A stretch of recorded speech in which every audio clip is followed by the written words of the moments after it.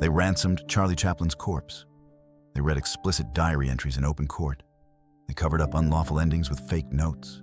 Hollywood's golden age hid scandals so utterly bizarre that studio executives couldn't believe they were real. But we have the proof. And what you're about to discover will shatter everything you thought you knew. Tallulah's shocking performance. Tallulah Bankhead stood at the center of a 1937 Hollywood party, champagne glass in hand, surrounded by the industry's most sophisticated elite. The daughter of a prominent Alabama political family, her uncle was a United States senator.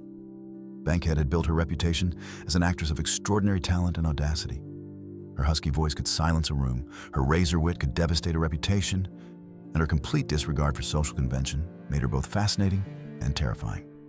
On this particular evening at producer David O. Selznick's Bel Air estate, she wore a flowing evening gown of midnight blue silk. The conversation turned to childhood gymnastics.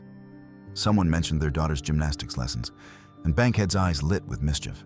She announced she could still execute a perfect cartwheel despite being in her 30s. The room erupted in polite laughter. She was wearing an evening gown and 3-inch heels. Surely she was joking. But Tallulah Bankhead never joked about her physical prowess. She handed her champagne to a startled executive, kicked off her heels with a flourish, stepped into the center of the room, and performed 3 perfect cartwheels across the marble floor. Her gown flew upward with each rotation. Her legs arced through the air. And in that moment, the entire room discovered what those closest to Bankhead already knew. She wore no undergarments. Everything was displayed for several long seconds. The sophisticated chatter stopped mid-sentence. Women gasped audibly. Women. Men stared, then looked away, then looked back. An awkward silence descended like a theater curtain dropping mid-performance. Bankhead completed her final cartwheel, stood upright, smoothed her gown with deliberate slowness, and delivered what would become legendary. Well, I told you I could still do it. She retrieved her champagne and took a long sip, utterly unapologetic. Not one word of explanation. She simply returned to her conversation as though nothing had happened. The incident appeared in multiple memoirs, documented by biographer William Manchester, and retold by Bankhead herself in countless interviews, always with that same wicked smile. For decades, doing a Tallulah meant deliberately shocking polite society. The incident enhanced rather than harmed her career. She was too talented to dismiss, too connected to destroy. Tallulah shocked for entertainment. But other stars' bizarre daily rituals were driven by something darker, absolute terror. Joan Crawford's frozen face. Joan Crawford woke every morning at precisely 5 o'clock, before the sun rose over Los Angeles. In the 1940s through 1960s, Crawford became famous for her razor-sharp cheekbones and flawless skin that seemed immune to aging. Fan magazines published close-up photographs, marveling at her poreless complexion at age 50, then 60. But no camera ever followed Crawford into her bathroom for her morning ritual. The marble sink in her Brentwood home would be filled with ice water until nearly overflowing, with the cubes clinking against the porcelain. Crawford would splash the freezing water onto her face repeatedly. Gasping from the shock, her skin immediately turning bright red. Staff could hear the splashing and her sharp intakes of breath through the closed door. Then came the ice cubes. She would press them directly against her forehead, cheeks, jaw, and neck for several minutes until the area turned pale white from restricted blood flow. This ritual lasted 10 to 15 minutes. Her face would become partially numb, sometimes affecting her speech for the first hour, her words slightly slurred until sensation returned. Crawford believed with religious fervor that this practice kept her skin taut and youthful, that it froze aging in its tracks. She continued it for over 30 years without missing a single day, even when traveling for film shoots. Visitors arriving for breakfast meetings confirmed seeing her with an ice-reddened face, skin mottled and still recovering. She wrote about cold water treatments in beauty columns for magazines like Photoplay. Even on film sets, she arrived with skin still showing the telltale effects. Makeup artists had to wait 20 minutes before her complexion normalized enough to apply foundation. Her daughter Christina confirmed the ice ritual in her memoir. Multiple household staff corroborated it when interviewed years later. Modern dermatologists note such practices can damage skin over time, causing broken capillaries and reducing elasticity, the exact opposite of Crawford's intention. But Crawford never knew that. She continued until late in her life, believing it was the price of remaining Joan Crawford. But at least Crawford's obsession remained private. Other stars' eccentricities were impossible to hide. Sarah Bernhardt's final dress rehearsal. Sarah Bernhardt, the divine Sarah, was the greatest actress before Hollywood existed. Born in 1844 in Paris, she became an international sensation, commanding fees of $10,000 per performance. Astronomical for that era. She was also fascinated by mortality in ways that went far beyond professional curiosity. In 1882, at the height of her fame, Bernhardt commissioned a custom rosewood coffin lined with luxurious white satin, padded like an expensive bed. She slept in it, regularly, for years. She claimed the practice helped her understand tragic final scenes in plays like Camille, allowing her to inhabit that space between life and what comes after. Photographers from major newspapers came to her ornate Parisian apartment and captured images of her lying serenely in the open coffin, dressed in white, fresh flowers arranged around her. These striking photographs were published worldwide, shocking and fascinating readers in equal measure. But the coffin was only the most famous eccentricity. Bernhardt kept a menagerie that would shock modern advocates. Her most famous pet was a 6-foot alligator named Ali Gaga. She walked this creature through the fashionable streets of Paris on a jeweled leash worth thousands of francs, causing pedestrians to flee in terror. Parisian authorities kept detailed records because exotic animals required special permits. She also maintained a cheetah named Bizibuzu that lounged on her furniture, parrots that mimicked her famous speeches, 7 dogs of various breeds, and numerous chameleons that roamed freely through her mansion. Visitors reported seeing the coffin positioned prominently near her bed, often with the lid open and fresh roses arranged inside. Multiple accounts describe her rehearsing final scenes by lying in the coffin while her animals watched. Ali Gaga observing from a velvet cushion nearby, her cheetah dozing at the coffin's foot, parrots occasionally squawking lines from her performances.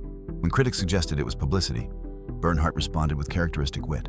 "Why shouldn't I be familiar with my future bed? We should all know where we're going." She slept in the coffin until at least 1900, nearly 20 years. Multiple biographies document this. After she passed away in 1923 at age 78, the famous coffin became part of her documented estate. Bernhardt made fascination with mortality fashionable, but other stars' obsessions were about fighting it at any cost. Too beautiful to live.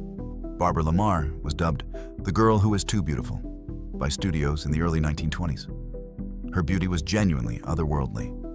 Alabaster skin, enormous dark eyes, features so perfectly symmetrical that photographers couldn't find a bad angle no matter how they tried.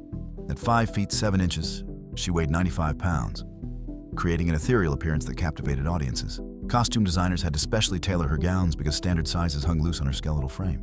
But maintaining that ideal required impossible measures. She slept only 2 to 4 hours nightly in her Hollywood Hills home, believing more rest would make her features less delicate. She ate 1 minimal meal daily, clear broth or raw vegetables, sometimes just lettuce leaves and black coffee. Friends watched in horror as she pushed food around her plate without eating, claiming she'd eaten earlier. She took pills to suppress appetite and maintain energy, almost certainly amphetamines that were legal and commonly prescribed at the time. Marr often worked on multiple films simultaneously, rushing between studios in her chauffeur-driven car, working 16 to 18-hour days. She exercised constantly between takes, doing calisthenics in her dressing room while other actresses rested. Friends begged her to eat proper meals, to sleep, to slow down. She refused, saying she had to maintain her image as too beautiful to be real. By 1925, consequences became impossible to hide. She collapsed on sets multiple times, requiring smelling salts to revive her. Her energy faded noticeably. Makeup artists struggled to conceal dark circles under her eyes with increasingly heavy foundation. But Marr continued, unable to stop the machinery she'd built. On January 30th, 1926, Barbara Marr passed away at age 29 at Altadena Sanitarium. Her passing certificate listed tuberculosis and nephritis. But medical professionals told friends the truth. Extreme deprivation, near starvation, chronic sleep deficit, relentless overwork had compromised her health and contributed to her body's catastrophic failure. Being marketed as too beautiful created pressure her body could not sustain. But for other stars, scandal arrived through words that should have remained private. Mary Astor's purple prose diary. Mary Astor was the picture of elegant refinement in 1936. So when she entered a custody battle with ex-husband Dr. Franklin Thorpe over their 4-year-old daughter Marilyn, observers expected dignified proceedings. What they got was one of Hollywood's most scandalous trials, centered on a leather-bound diary no one could believe existed. Dr. Thorpe revealed he possessed her private diary from 1933 and 34. The court, shockingly, allowed it as evidence despite her attorney's objections. The diary contained explicit descriptions of her affair with playwright George S. Kaufman, written in florid purple prose that seemed pulled from a romance novel. When the court clerk began reading passages aloud to the packed courtroom, the gallery collectively gasped. The diary described Kaufman's attributes in glowing terms newspapers couldn't print. It detailed encounters so thoroughly that court reporters' pencils paused mid-word, unsure how to transcribe such content. Newspapers could only print truncated versions, followed by, and then occurred passages too explicit for publication. The conspicuous empty space became more scandalous than printed words, forcing readers to imagine what was so shocking it defied all publication standards. Mary Astor sat mortified as her intimate thoughts were read aloud to strangers. Kaufman fled to Europe to avoid testifying. The trial became America's most discussed topic for weeks, selling millions of newspapers. But then something bizarre happened. Astor won custody despite the scandal. Even more strangely, the diary mysteriously disappeared from court records shortly after. Everyone knew what happened. Metro-Goldwyn-Mayer purchased and destroyed it to protect both stars. The scandal that should have ended Astor's career had the opposite effect. The audience was fascinated. Her next film, Dodsworth, became a massive hit. She won an Academy Award in 1941. The Purple Prose Diary became her legend, passion that made her more interesting rather than less respectable. If explicit words could be forgiven, imagine what happened when violence entered the picture. The Pink Nightgown Incident, February 1st, 1922.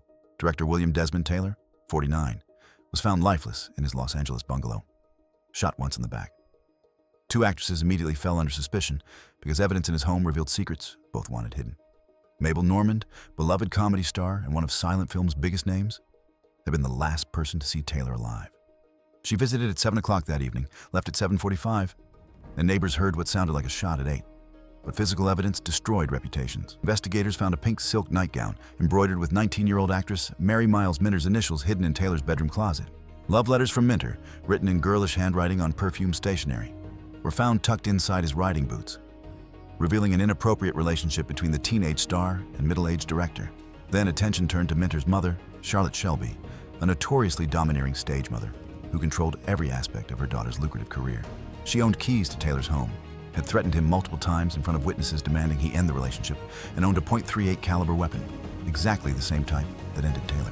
Witnesses reported seeing a woman matching Shelby's description hurrying away from his bungalow shortly after 8 that night. Coat collar turned up. But before thorough investigation, Paramount executives, alerted by their network of informants, arrived and began tidying up, systematically removing items they deemed potentially embarrassing. Crucial evidence vanished before it could be properly cataloged. The case was never solved. Charlotte Shelby remained most likely, a protective mother shooting the man she believed threatened her daughter. But she was never charged. The pink nightgown became Hollywood's most infamous piece of evidence. Both Minter and Normand saw their careers end from association with Taylor's exposed improprieties. The case remains unsolved over 100 years later because studios destroyed evidence. If such incidents could be covered up, imagine the power studios wielded. But sometimes no studio power could overcome completely fabricated scandals. These scandals only get stranger. Subscribe now so you never miss the bizarre truth behind Hollywood's golden facade. Fatty Arbuckle's Nightmare Roscoe. Fatty Arbuckle was one of Hollywood's biggest comedy stars in 1921, rivaling Chaplin in box office appeal. His gentle, bumbling screen persona delighted millions of children and adults. Then, over Labor Day weekend, he threw a party at San Francisco's luxurious St. Francis Hotel. Actress Virginia Rappe, 26, attended, fell ill with severe abdominal pain, and passed away 4 days later from peritonitis. With her tragic passing, Arbuckle's life was destroyed, based entirely on a deliberate lie. Rappe's friend, Bambina Maud Delmont, accused Arbuckle of violent assault causing Rappe's demise. San Francisco newspapers exploded with increasingly fabricated horror, crushing weight, champagne bottle assault, unspeakable violence. None had basis in medical evidence. The San Francisco district attorney, facing a tough re-election, brought charges despite zero credible evidence. 3 grueling trials followed over 6 months. Medical evidence was absolutely clear. Virginia Rappe had suffered from chronic cystitis for years before the party. Her passing resulted from that existing condition. The autopsy showed no trauma, no assault. Multiple credible witnesses testified Arbuckle was never alone with Rappe at any point. Most damningly, Delmont had over 50 prior fraud convictions spanning 2 decades. She was literally a professional con artist. The prosecution deliberately never called her to testify. Defense would have destroyed her credibility instantly.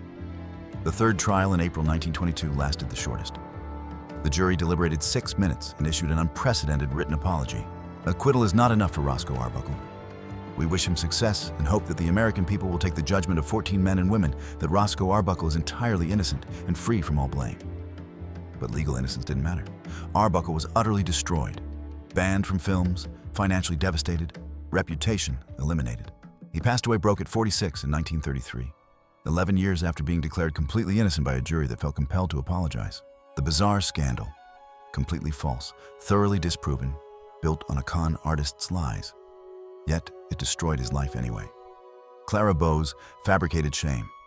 Clara Bow was the it girl of the 1920s, defining jazz-age freedom with her infectious energy.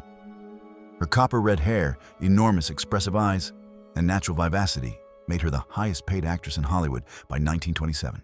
She received over 45,000 fan letters monthly, more than any other star. Young women across America copied her bobbed hairstyle, her Cupid's bow lipstick, her carefree flapper fashion. Paramount Studios built their entire reputation around her box office dominance.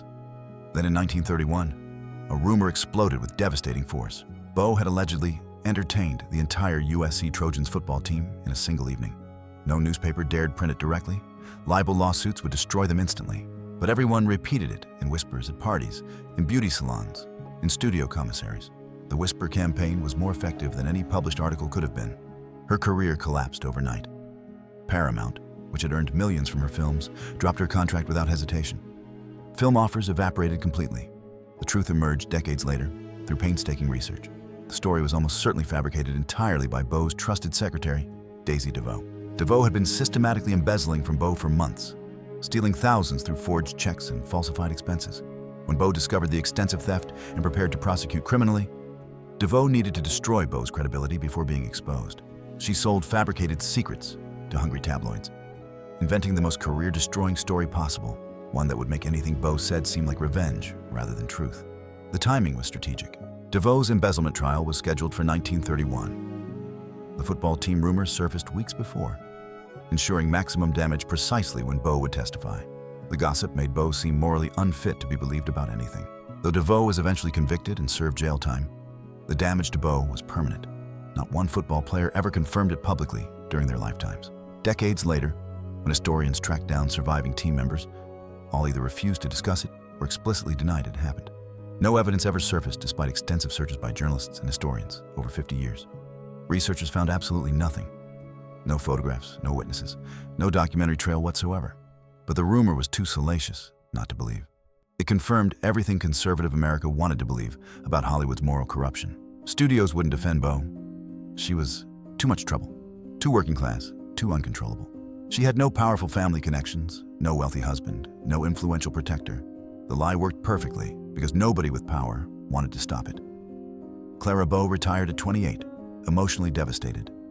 She suffered severe anxiety and depression for the rest of her life, never fully recovering from the betrayal and public humiliation. She passed away in 1965, at age 60, largely forgotten. Decades later, biographers David Sten and Michelle Beauchamp confirmed through exhaustive research the story was likely entirely false, deliberate character assassination by a convicted embezzler. But vindication came too late. The invented scandal was more powerful than the truth. If imagined scandals could destroy careers so completely, real unlawful acts became puzzle boxes Hollywood locked forever. Jean Harlow's honeymoon mystery.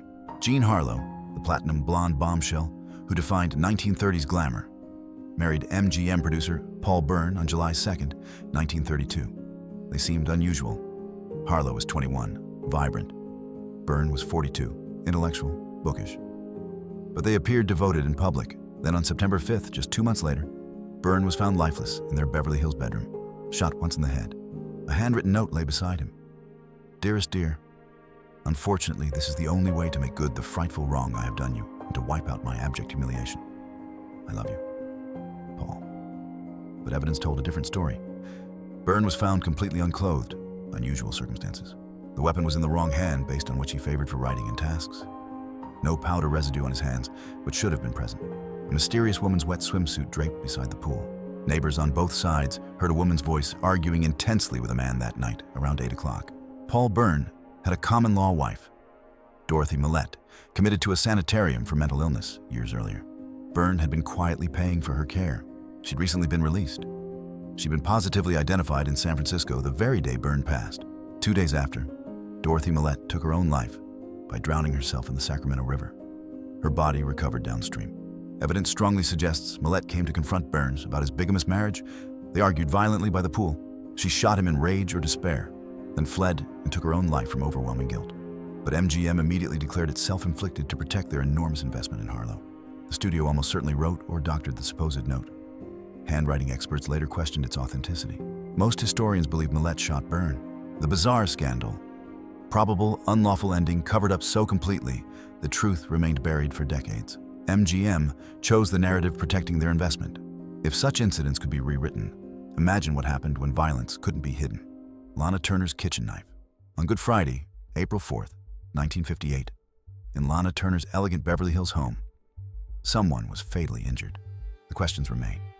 Who wielded the knife? And was it justified? Lana Turner was dating Johnny Stompanato, a notoriously violent enforcer for infamous mobster Mickey Cohen.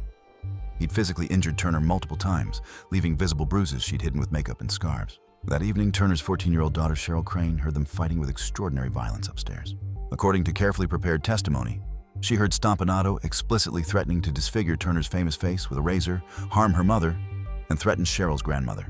Cheryl ran to the kitchen, grabbed a 9-inch kitchen knife from the butcher block, ran upstairs, and stabbed Stompanato once in the stomach. He passed within the hour at a nearby hospital from massive internal bleeding. That was the official story. Justifiable action. But troubling inconsistencies emerged almost immediately. Turner's fingerprints on the knife handle positioned directly over Cheryl's smaller prints. Some observers claimed Cheryl's testimony seemed unusually rehearsed and coached. Stompanato was wounded at an upward angle, suggesting someone taller had inflicted it. The coroner ruled justifiable action after a brief inquest. No charges filed. Jerry Giesler, Hollywood's famous criminal attorney who'd successfully defended Errol Flynn and Charlie Chaplin, represented them. California law protected minors in self-defense. We'll never know if Cheryl stabbed Stompanato or covered for her mother. Either scenario is horrifying. Hollywood accepted the official story and moved on. Turner's career continued without significant interruption. Ambiguous violence haunted Turner's family, but other stars' bizarre behavior defied explanation. Errol Flynn's mythical mirrors. Errol Flynn's Hollywood Hills mansion was famous for legendary parties where champagne flowed endlessly, and guest lists included everyone who mattered. After Flynn's passing in 1959 at age 50, disturbing rumors circulated about two-way mirrors and a secret viewing room where Flynn could voyeuristically watch guests. The sensational claim spread through tell-all books published in the 60s and 70s. Combined with Flynn's well-documented 1942 legal case regarding minors, he was acquitted, but the trial revealed disturbing patterns and notorious womanizing. The mirrors seemed entirely believable. The story became an accepted fact, repeated in documentaries. There's one problem. It's almost certainly not true. Despite decades of investigation by journalists and biographers, no physical evidence exists. Police who investigated Flynn's home never documented such a room in official reports. No photographs. No contractor claimed to be building it. Subsequent owners conducting major renovations found nothing. Every account is secondhand hearsay. Someone told me, or I heard from someone. Modern biographers, including Jeffrey Myers and Thomas McNulty, conclude the mirrors are likely a myth.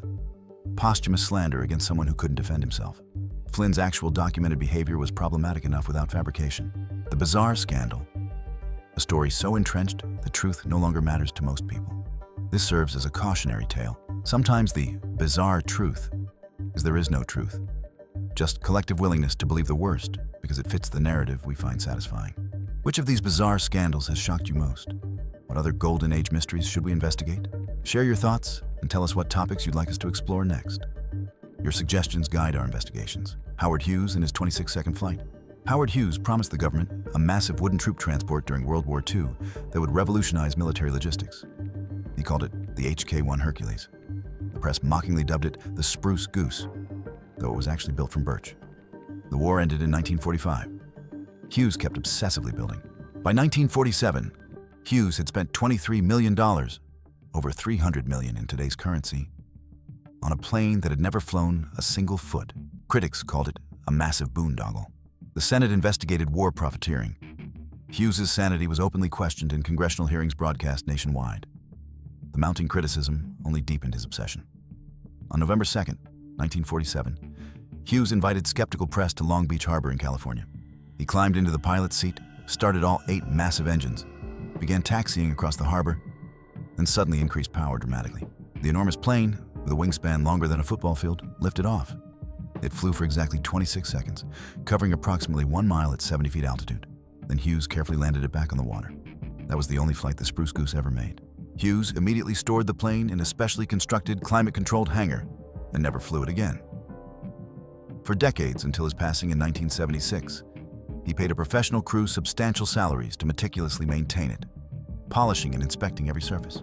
The cost ran into millions over 30 years. Today it sits in an Oregon museum, the world's most expensive 26-second flight in aviation history. Bing Crosby's revolutionary laziness. Bing Crosby faced a significant problem in 1944. Radio shows were performed completely live every week. If he flubbed a line, millions of listeners heard it in real time.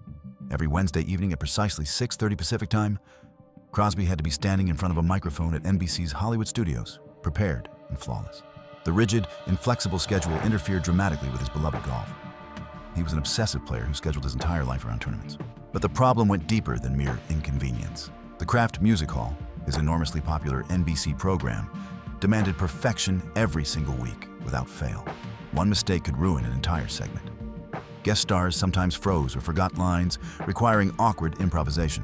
The show's quality varied wildly depending on everyone's performance that particular evening. Crosby discovered German magnetic tape recording technology captured from Nazi Germany after the war. The magnetophone recorders used plastic tape coated with iron oxide. The quality was extraordinary, far superior to anything available. Sound reproduction so clear that listeners couldn't distinguish it from live broadcast. American technology still relied on bulky transcription discs that produced inferior, obviously recorded sound. Crosby saw the future immediately. Pre-recorded shows would allow better quality, editing mistakes, multiple takes, and flexible scheduling. He could record a month's worth of shows in one intensive week, then play golf without guilt. He proposed it to NBC executives in a formal meeting. They refused adamantly. Pre-recording was dishonest and cheating the audience. Radio's authenticity came from liveness. Industry leaders genuinely believed it would violate the sacred contract with listeners. The spontaneity, the immediacy, the possibility of human error. These were radio's defining characteristics. But Crosby understood pre-recording would improve quality for everyone. In 1946, he made the boldest bet of his career. He quit NBC's top-rated show, walking away from enormous guaranteed money, and moved to ABC with one non-negotiable condition: allow pre-recording. ABC, desperate and having nothing to lose, agreed immediately. The result proved Crosby correct about everything. His ABC show's quality was noticeably superior, performances polished, pacing perfect, musical numbers flawless. Within 5 years, the entire industry switched to tape. NBC and CBS abandoned their moral objections and adopted the technology they'd condemned. Television, just emerging, adopted pre-recording immediately. What seemed like career-ending laziness revolutionized the entire industry. His defiance made modern television, recorded music, and podcasts possible. The man called unprofessional became an accidental revolutionary. He wanted more time for golf and ended up transforming how the world experiences entertainment. But most stars' obsessions served darker purposes. Rudolph Valentino's fatal bracelet. Rudolph Valentino, cinema's greatest romantic leading man, wore a simple slave bracelet, an elegant gift from his wife Natasha Rambova in 1926. The bracelet was delicate silver, perfectly masculine by sophisticated European standards, where men of refinement regularly wore such jewelry. Valentino had grown up in Italy, where male adornment was considered a sign of culture and taste. But 1920s America had rigid, inflexible masculinity codes that the bracelet violated. Any hint of refinement or aesthetic sensibility was viewed with deep suspicion. On July 18, 1926, the influential Chicago Tribune published an anonymous editorial viciously titled "Pink Powder Puffs," attacking Valentino as the dangerous symbol of corrupted manhood. The article specifically cited the bracelet and face powder dispensers appearing in men's restrooms across Chicago as proof American men were becoming disgracefully effeminate. The piece was brutal and intensely personal, calling Valentino a menace to proper masculinity and suggesting his influence was destroying an entire generation of American men. Valentino was absolutely enraged by the vicious attack. His masculinity had been questioned repeatedly throughout his career. Critics called him pretty, feminine, too beautiful to be a real man. The constant attacks had worn him down emotionally. He publicly challenged the anonymous writer to a boxing match to prove his masculinity once and for all. A Tribune sports writer named Jack Curley accepted as proxy. They boxed in the Tribune's own gymnasium. Valentino won decisively on points, demonstrating real athletic ability. But the victory meant nothing. The humiliating stain remained. Newspapers barely covered his win, but the Pink Powder Puffs editorial was reprinted across the country. 6 weeks later, August 23, 1926, Valentino passed suddenly at 31 from peritonitis following a perforated gastric ulcer. He collapsed in his hotel room, was rushed to the hospital, underwent emergency surgery, and passed days later. Some historians examining his final weeks believe the severe stress from constantly defending his masculinity, combined with relentless overwork trying to prove himself sufficiently manly, contributed to his rapid physical decline. Valentino had been working himself to exhaustion, barely sleeping, trying desperately to silence critics. 100,000 grieving people mobbed his funeral in New York City. Women fainted in the crushing crowds. Some reportedly took their own lives from overwhelming grief. The bizarre tragedy, a simple bracelet and newspaper editorial, possibly helped bring about cinema's greatest lover's early demise. He passed trying to prove he was man enough for America. If a bracelet could contribute to early passing, imagine what truly dangerous situations could do when thoughtlessness met tragedy. Gene Tierney's devastating encounter. Gene Tierney, the elegant star of Laura, appeared at a war bond rally in June 1943 while pregnant with her first child. Among the crowd was a female fan sick with German measles, but desperate beyond reason to meet her idol. Despite her physician's explicit orders to stay in strict quarantine, the woman attended the crowded rally anyway. She and Tierney spoke briefly, even shook hands. Several weeks later, Tierney contracted rubella during her pregnancy. Physicians gravely warned of serious potential consequences. In October 1943, daughter Daria was born with multiple severe disabilities. Profoundly hearing impaired, partially vision impaired, severe intellectual disabilities requiring lifetime institutional care. Tierney's grief was absolutely overwhelming. Her marriage to designer Oleg Cassini collapsed entirely. She suffered emotional breakdowns, was institutionalized several times, underwent electroshock therapy that permanently damaged portions of her memory. Years later, at a tennis party at a country club, a woman she didn't recognize approached enthusiastically. "Miss Tierney, I'm your biggest fan. Remember that war bond rally? I broke quarantine when I had German measles just to meet you. I didn't care what the physician said." Tierney stood completely frozen, unable to speak or move. This woman had destroyed 3 lives with that single selfish decision. Daria would never speak, never see properly, never live independently. Tierney's marriage ended, her mental health shattered. And this woman smiled broadly, proud of her dedication, completely oblivious to the catastrophic destruction she'd caused. Tierney never confronted her or explained what her actions had done. She simply walked away and carried that devastating moment forever. She revealed it in her 1979 autobiography, Self-Portrait. The bizarre tragedy, complete and total preventability. One thoughtless act destroyed 3 lives irreparably. Agatha Christie, who knew Tierney socially through Hollywood connections, was so affected she based The Mirror cracked from side to side on this incident. But some stories about stars were complete fabrications that became more powerful than truth. Lupe Velez's dignified truth. Lupe Velez, the vivacious Mexican Spitfire, known for her energetic comedic roles and fiery personality, took her own life in December 1944 by intentional overdose of Seconal sleeping pills. She was 36 years old, pregnant and unmarried, a devastating scandal in that era, and feeling utterly trapped by circumstances. She was found peacefully in her bed by her longtime housekeeper the next morning. Pills and a handwritten note beside her expressing regret and farewell. Tragic, but dignified. Tragic. She had arranged herself carefully, wearing her favorite blue silk pajamas, surrounded by photographs of loved ones and fresh flowers. Even in passing, she maintained the dignity and theatrical sense she'd shown throughout her life. Then in 1965, 21 years after her passing, Kenneth Anger published Hollywood Babylon, a sensationalistic book filled with unverified gossip and deliberate fabrications. Anger claimed Velez became violently nauseated after taking the pills, rushed to the bathroom vomiting uncontrollably, slipped on the tile floor, and drowned with her head in the toilet bowl. This grotesque toilet drowning became her permanent legacy in popular culture, repeated endlessly as fact. The image was so shocking, so humiliating, so perfectly tragic that it overshadowed her entire career and actual life story. The fabricated story spread rapidly through books, articles, television documentaries, and internet forums for decades. It became the only thing most people knew about Lupe Velez. It overshadowed everything else about her life, her considerable talent, her groundbreaking work as one of Hollywood's first Mexican stars, her genuine comedic gifts. But it was completely invented from beginning to end. Official police reports from December 1944 definitively confirm Velez was found in her bed exactly as her housekeeper described. The coroner's detailed autopsy report shows no water in lungs. She absolutely didn't drown. No bathroom incident appears anywhere in official documentation. Every single official document contradicts Anger's malicious fabrication created purely for shock value and book sales. Anger never cited sources because no sources existed. A total fabrication became her defining story for 50 years. People who'd never seen her films knew the toilet story. Only recently have biographers like Michelle Vogel painstakingly documented the truth and thoroughly exposed Anger's deliberate invention. But the damage persists. Even now, many people still believe the lie. If even the manner of passing could be fabricated and widely believed, life's eccentricities were doubly suspicious. Mae West's living sculptures. Mae West projected absolute control and supreme confidence in films. She was the undisputed queen of innuendo.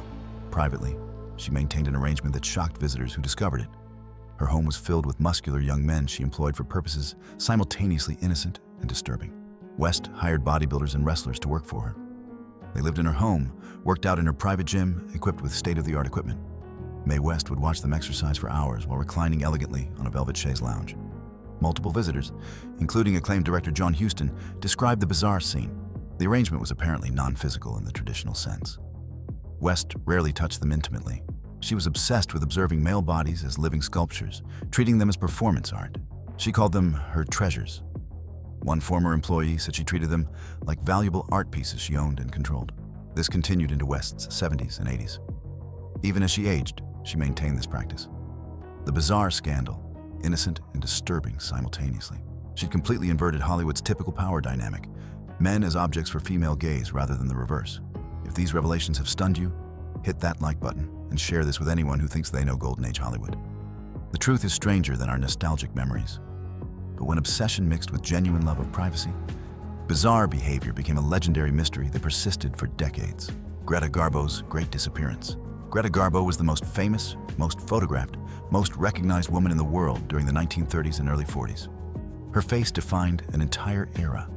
"I want to be alone," was her famous line from the Grand Hotel. In 1941, at 35, after Two-Faced Woman flopped critically and commercially, Garbo simply walked away from Hollywood. No press conference, no explanation. She vanished. For 50 years until her passing in 1990, Garbo lived as a recluse in a 7-room New York apartment on East 52nd Street. She walked daily in elaborate disguise. Oversized hat pulled low, dark sunglasses even on cloudy days, collar up, routes constantly changed to avoid patterns. When photographers found her, she'd literally run, sometimes for blocks. She refused every interview request, thousands over the decades. She declined every comeback offer worth tens of millions of dollars. Why? No one knows. No one. She never explained, gave no final confession, wrote no memoir. Theories abound. Exhaustion from fame, fear of aging on screen, genuine love of privacy, protection of her romantic orientation.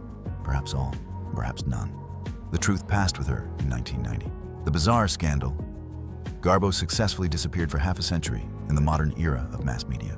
The woman who said, "I want to be alone," actually achieved it through sheer determination. Hollywood's most complete vanishing act. And unlike other mysteries we've explored, this has no resolution, just a permanent question mark. But for one comedy legend, even passing couldn't provide peace from those who saw his remains as opportunity. Charlie Chaplin's corpse caper, March 2nd, 1978. In Vevey, Switzerland's peaceful cemetery, 2 men, Roman Wardas, a Polish mechanic, and Gancho Ganev, a Bulgarian, committed shocking desecration in the night. They dug up Charlie Chaplin's grave with shovels. Chaplin had passed peacefully on Christmas Day, 1977, at 88. They stole his coffin and remains, loading it into a van. They demanded $600,000 from widow Una Chaplin in repeated threatening phone calls. They genuinely believed she would pay substantial ransom to recover her husband's body. They'd fundamentally misunderstood how ransoming works. You can threaten to harm living people, not those who've passed whose graves are publicly marked. Una's response was absolutely perfect. She refused flatly, telling police with dry wit Charlie would have thought it ridiculous. And he would have? Chaplin's comedy often involved bumbling criminals making spectacularly stupid plans. The criminals had inadvertently created a real-life Chaplin plot with themselves as the incompetent villains.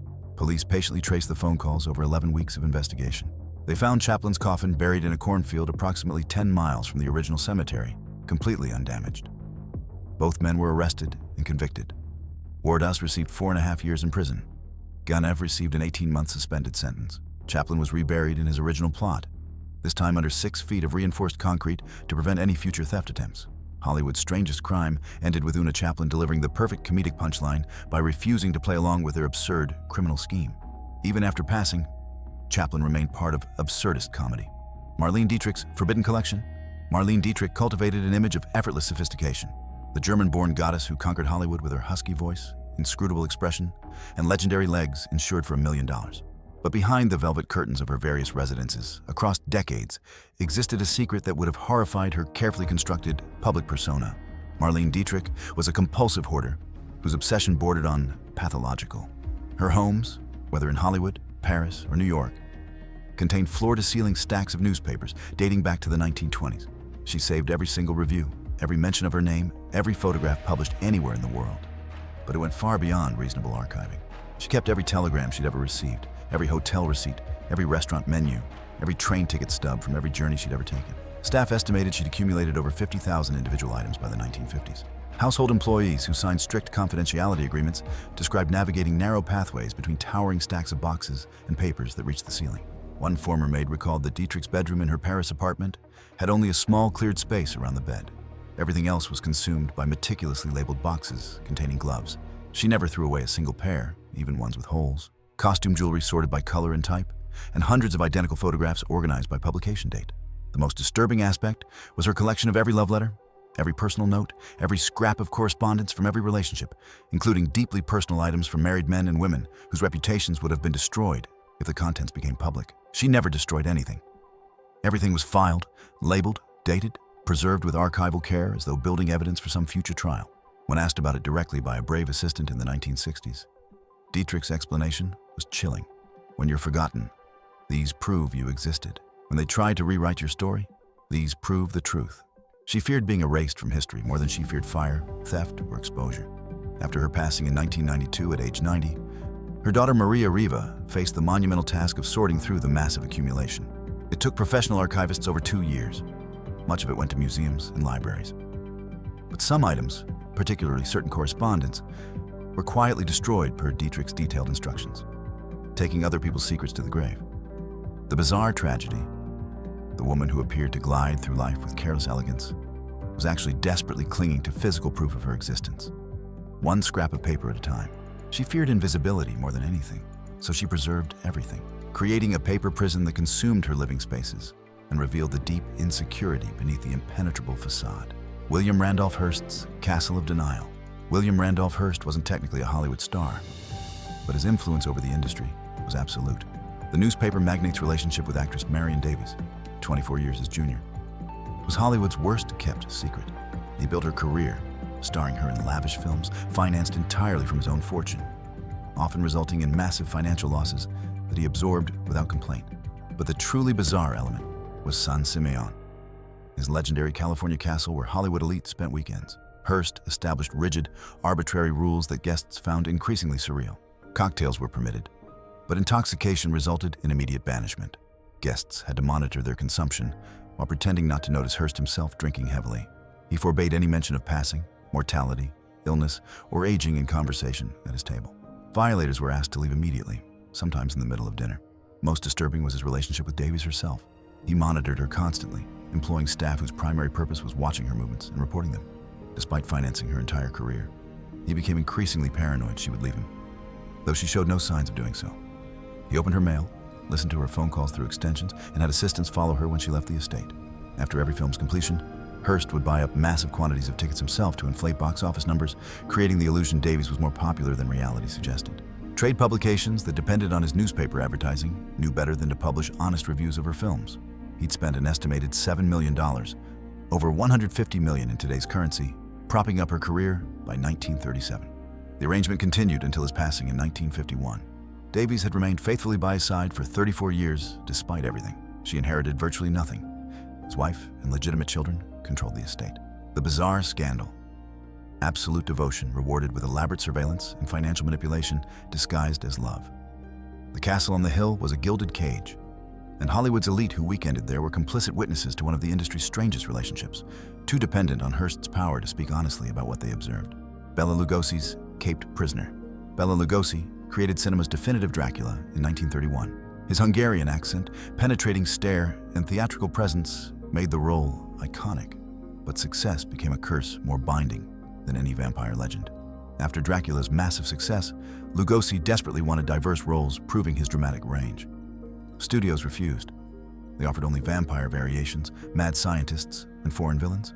He turned down the Frankenstein monster role that made Boris Karloff a star.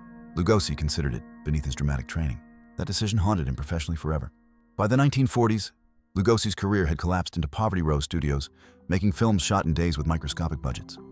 He was performing in grade Z horror films with titles like Bela Lugosi Meets a Brooklyn Gorilla. The decline was catastrophic. He declared bankruptcy. His third marriage collapsed. The bizarre tragedy intensified when Lugosi developed morphine dependency following surgical procedures for severe sciatica in 1935. The dependency consumed 2 decades. By the early 1950s, he was injecting morphine multiple times daily, spending whatever money he earned on substances. In 1955, at age 73, Lugosi voluntarily committed himself to Metropolitan State Hospital for treatment, an extraordinary act of courage that made front-page news. "I want to conquer this thing," he told reporters. He completed treatment and emerged clean, determined to rebuild his shattered career. Ed Wood, cinema's infamous worst director, became Lugosi's unlikely friend and final employer. Wood cast him in Plan 9 from Outer Space, a film so incompetently made it eventually achieved cult status as possibly the worst movie ever made. During filming in 1956, Lugosi seemed confused, frail, barely able to remember lines. He passed away shortly after from a heart attack at age 73. His final request was granted. He was buried in his black Dracula cape. The role that made him famous became his burial shroud, a perfect symbol of how completely the character had consumed the man. Lugosi had become the thing he portrayed, trapped forever by the cape he'd worn decades earlier. Former colleagues revealed that Lugosi would sometimes wear the cape privately at home, as though the character was the only identity that still carried meaning. The bizarre tragedy. An accomplished theatrical actor reduced to being buried in his monster costume because that's all anyone could see. The cape was simultaneously his greatest triumph and permanent prison. The truth behind the glamour. These 22 verified scandals reveal something essential about Hollywood's golden age. Beneath the carefully constructed glamour existed human beings whose eccentricities, obsessions, and tragedies were often stranger than any screenplay. The studio system could control images, narratives, and careers, but not human nature at its most bizarre, vulnerable, and genuinely itself. Notice the recurring patterns. Obsession as survival mechanism. Crawford's ice wasn't vanity, but terror of aging. Lamar's deprivation was a desperate attempt at impossible standards. Hughes's goose was a compulsive need to prove critics wrong. Truth more powerful than fiction. Arbuckle's proven innocence couldn't overcome fabricated scandal. Bow's non-existent encounter destroyed her career. Velez's dignified passing replaced by grotesque invention. Eccentricity is power. Bankhead's cartwheel was deliberate rebellion. Bernhardt's coffin was theatrical genius. West's muscle worship inverted traditional gender dynamics. Mystery preserved. Garbo's disappearance, Taylor's case, Turner's ambiguity, all remain officially unsolved, perhaps forever. These weren't just scandals, but human beings under extraordinary pressure responding in extraordinary ways. Some behaviors were desperate cries for help that went completely unheard. Others were genuine eccentricity, finding expression through fame and resources. Still others were malicious lies that destroyed innocent people, while truth cowered in shadows. And some remained permanent mysteries because the people who knew the truth took it to their graves. Even now, 50 to 100 years later, we're still uncovering truths, systematically debunking persistent myths, and arguing passionately about what actually happened. The Golden Age was so carefully controlled by powerful studios that separating verifiable fact from convenient fiction requires genuine detective work. Some entries here serve as important cautionary tales about how myth-making actually works, how stories become accepted as facts through mere repetition rather than evidence. Despite these bizarre scandals, or perhaps because of them, these stars created enduring art that still moves audiences today. Their strange behaviors don't diminish their considerable talents. Understanding their full, complicated humanity makes their professional achievements even more remarkable. They were gloriously, tragically, bizarrely human in every way. The Golden Age taught us that perfection is always fiction. The flawless stars we remember with such nostalgia were actually complex people carrying heavy secrets, fighting personal demons, indulging strange obsessions, surviving unimaginable tragedies. Behind every carefully posed publicity photograph, every gracious magazine interview, and every glamorous premiere existed a real human being whose actual life was inevitably messier, stranger, and far more interesting than any studio would ever allow them to reveal publicly. Which of these 22 verified scandals shocked you most? Which ones had you heard before, and which were completely new revelations? What other bizarre Golden Age stories should we investigate with this same rigorous commitment to separating documented fact from persistent fiction? Share your thoughts in the comments below. We read every single one, and your suggestions directly guide our future investigations into classic Hollywood's carefully hidden truths. Till next time, this is the Golden Age Files, where we celebrate not just the carefully scripted dreams Hollywood sold to millions, but the complicated, fascinating, bizarre truth behind them. Because the real stories are always stranger and infinitely more human than the carefully constructed legends. Subscribe so you never miss our explorations of Hollywood's Golden Age, where truth and fiction dance together under the studio lights, and the line between them remains beautifully blurred even today. Thank you for watching.